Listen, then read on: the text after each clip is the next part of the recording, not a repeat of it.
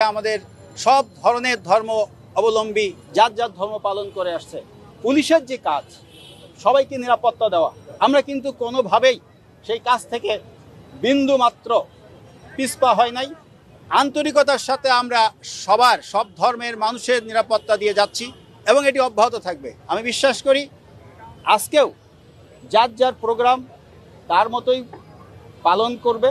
কোনো ধরনের নিরাপত্তার কোনো ঘাটতি আমরা দেখছি না, এই জন্য পর্যাপ্ত ব্যবস্থা গ্রহণ করা হয়েছে। আপনি দেখতে পাচ্ছেন আমার পিছনে সোয়াত আছে, র্যাব আছে, ঢাকা মেট্রোপলিটন পুলিশের বিভিন্ন ইউনিট আছে।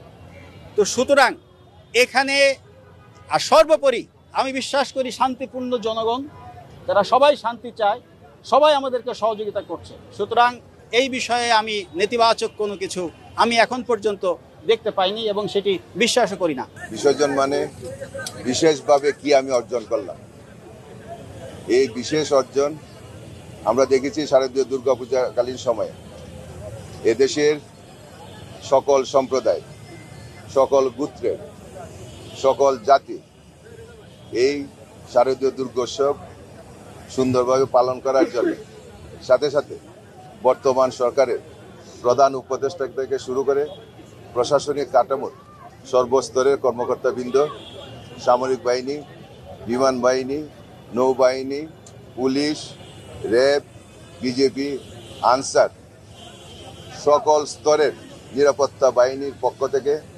এই শারদীয় দুর্গোৎসব যাতে শান্তিপূর্ণভাবে এবং সবার অংশগ্রহণের মাধ্যমে সম্পন্ন হয়, আমাদের সাথে সবাই সভা এবং মিটিং করেছে। আমরা আজকে সেটার প্রতিফলিত দেখছি। সারা বাংলাদেশে পূজার আগে কিছু কিছু জায়গায় প্রতিমা ভাঙচুর হয়েছে, কিন্তু পূজা শুরু থেকে এখন পর্যন্ত আমরা কোনো অপ্রীতিকর ঘটনা এবং কোনো দুর্ঘটনার সংবাদ পাইনি। তা আমরা বিশ্বাস করি এই বাংলাদেশ অসাম্প্রদায়িক বাংলাদেশ, এই বাংলাদেশ মুক্তিযুদ্ধের বাংলাদেশ। হিন্দু, মুসলমান, বৌদ্ধ, খ্রিস্টান, উপজাতি, আদিবাসী, পাহাড়ি এবং সমতল ভূমির সর্বস্তরের জনগণ এই শারদীয় দুর্গোৎসবে অংশগ্রহণ করে। বাংলাদেশের ইতিহাস এবং ঐতিহ্যের আমরা যে কি পরিবারের সদস্য সেটা আবার প্রমাণিত হলো। ৭১ সালে যেভাবে এই বাংলাদেশে সবাই মুক্তিকামী জনতা ঝাঁপিয়ে পড়েছিল স্বাধীনতার জন্যে, আমরা সেটাই দেখতে পেলাম। এই দেশের মানুষ অসাম্প্রদায়িক, এই দেশের মানুষ মানবতাবাদী, এই দেশের মানুষ গণতন্ত্রকামী। আমরা বিশ্বাস করি এই বাংলাদেশে সবার অংশগ্রহণের মাধ্যমে সব ধর্মে, সব গোত্রের সকল উৎসব সুন্দর এবং শান্তিপূর্ণভাবে পালিত হোক। আমরা মায়ের কাছে এই প্রার্থনা জানিয়েছি এবং মাকে বলেছি, মা বিদায় মানে আবার আসবে, মা আবার আসবে।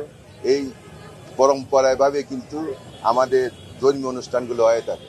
আমরা বিশ্বাস করি মায়ের এই বিদায়ের সময়ে বাংলাদেশের শান্তি সমৃদ্ধি হবে, বাংলাদেশ বিশ্বের মানচিত্রে আবার প্রতিষ্ঠিত হবে। মায়ের কাছে আমরা সবাই জানিয়েছি এবং আমরা মাকে বলেছি এই দেশের মানুষ শান্তিকামী মানুষ, সবাই যাতে সুখে শান্তিতে